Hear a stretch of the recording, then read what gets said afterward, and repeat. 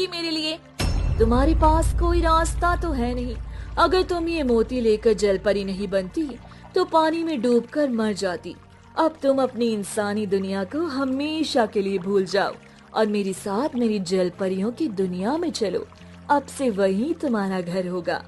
किरण ये सुनकर मन में सोचने लगती है और यही रास्ता देखकर वो मानकर जलपरी के साथ चलने के लिए राजी हो जाती है और जलपरी किरण के साथ उसे अपनी पानी की अंदर की दुनिया में ले जाती है और जलपरी और किरण पानी के काफी अंदर तैरते हुए जाते हैं। तभी एक महल दिखाई पड़ता है।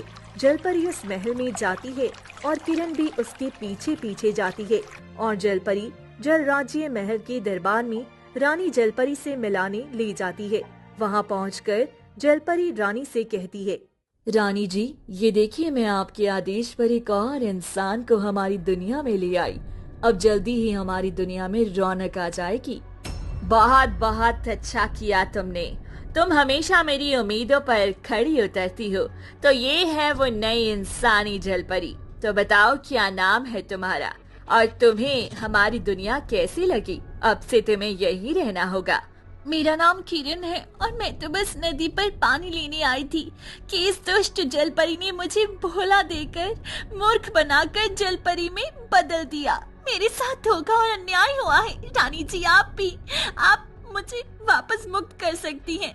कृपया मुझे वापस जाने दी। मेरे घर पर मेरी दीदी मेरा इंतजार कर रही होंगी।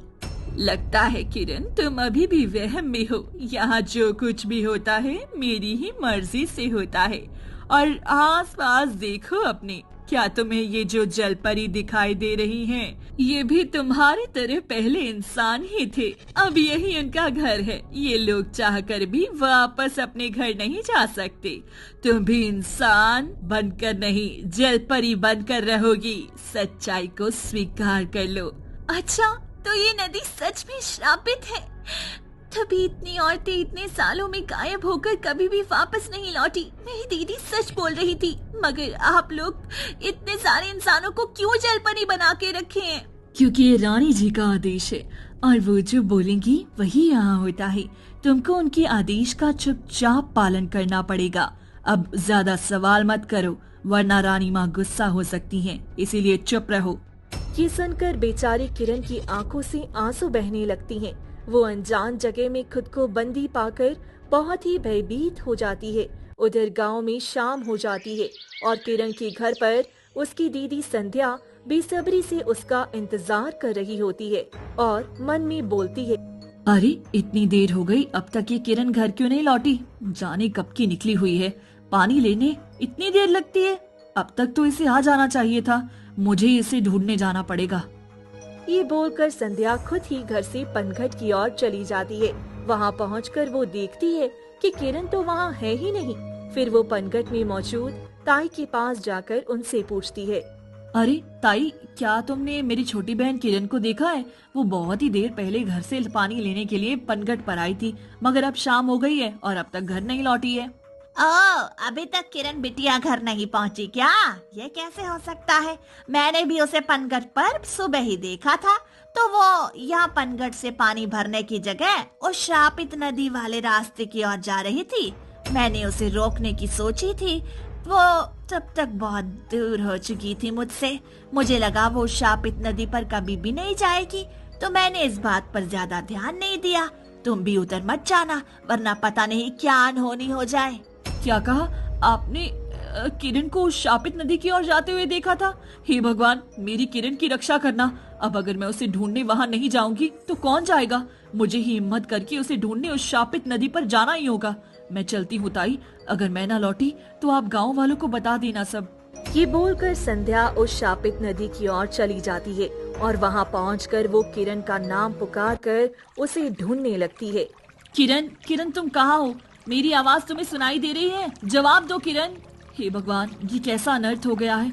अब मैं कहाँ ढूंढूं अपनी बहन को?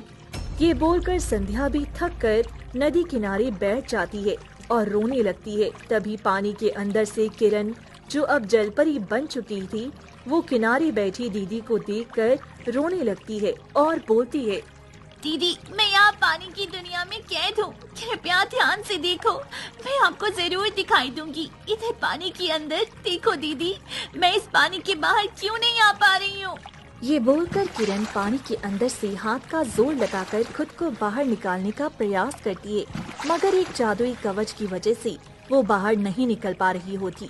तभी किनारे पर बैठी संध्या सिर उठाकर आस पास देखने लगती है और पानी के अंदर किरण की लाख कोशिश करने के बाद भी वो बाहर नहीं निकल पाती है। तो किरण के पास वही जलपरी आकर कहती है, लाख कोशिश कर लो तुम, मगर तुम 3 दिनों तक बाहर नहीं निकल पाओगी। ये जल राज्य का जादुई कवच तुम जैसी नई जलपरी को बाहर नहीं जाने देगा, तो प्रयास करना बेकार है। नई जलपरी 3 दिनों तक बाहर नहीं जा सकती, ये रानी जलपरी का नियम है। ये सुनकर किरण बहुत हताश होकर रोने लगती है और किनारे बैठी संध्या को कुछ एहसास प्रतीत होता है और वो मन में कहती है, मुझे ऐसा क्यों लग रहा है कि मेरी बहन यहीं कहीं आसपास है। ये अजीब सा मुझे क्यों लग रहा है। हो ना हो जरूर इस शापित नदी ने मेरी बहन को निगल लिया होगा। अब इस मुसीबत का हल केवल साधु बाबा ही दे सकते हैं। ये बोलकर संध्या वहाँ से उठकर जंगल की ओर चली जाती है, जहाँ पहुंचकर वो साधु बाबा को ढूंढने लगती है और कुछ देर बाद वो उसे ध्यान में बैठे दिखाई देती हैं। तो संध्या तेजी से उनके पास जाकर कहने लगती है, साधु बाबा जी, मेरी मदद करिए। मेरी बहन किरण शापित नदी की ओर चली गई।